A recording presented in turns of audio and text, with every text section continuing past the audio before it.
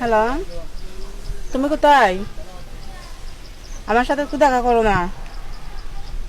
আচ্ছা, ঠিক আছে। আমার কথা রং ছড়ালো, কতটা একা আমি তোমায় ছাড়া, ভিড়েও মনে হলো। পুরোটা হৃদয় জুড়ে দখল তোমার। ফরহান, তুমি আমাকে সময় দাও না কেন? আমার বিজনেস আছে তো, এই জন্য তোমাকে সময় দিতে পারে না। সরি। হ্যাঁ। ঠিক আছে।